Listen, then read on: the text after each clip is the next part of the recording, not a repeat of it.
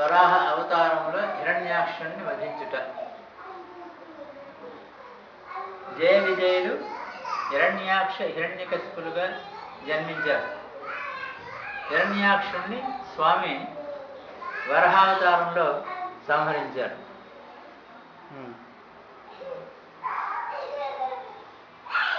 సోదరుడైన హిరణ్యాక్షుడు సంహరించబడ్డాడని తెలుసుకొని హిరణ్యకశిపుడు ఘోరమైనటువంటి యొక్క తపస్సు చేశాడు బ్రహ్మని గురించి.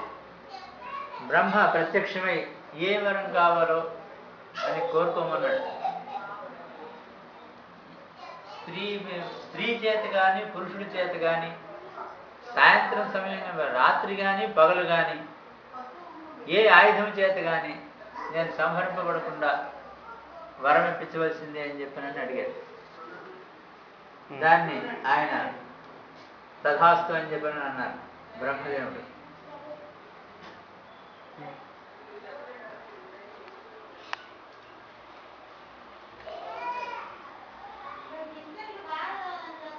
హిరణ్యకశిపుడు తపస్సు చేసుకుంటూ ఉన్న సమయాన్ని చూసి హిరణ్యకశిపుని భార్య అయిన లీలావతి గర్భం దాల్చిందని తెలుసుకొని దేవేంద్రుడు మళ్ళా ఇంకొక రాక్షసుడు జన్మిస్తాడేమోనని చెప్పనని ఈ లీలావతిని బంధించి తీసుకువెళ్ళడానికి ప్రయత్నం చేశాడు.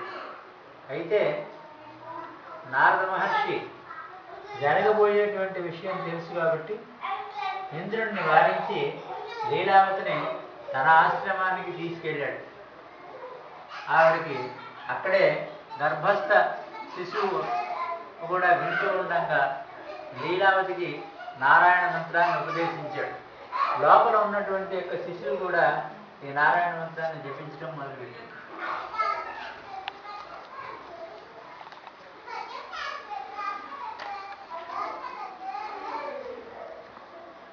హిరణ్యకశిపుడు ఈ వార్త తెలిసింది.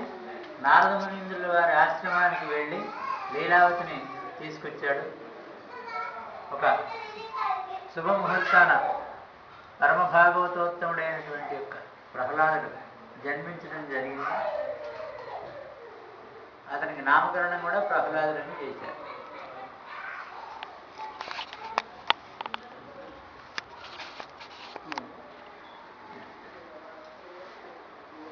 ప్రహ్లాదునికి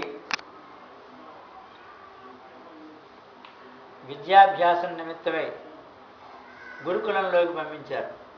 అక్కడ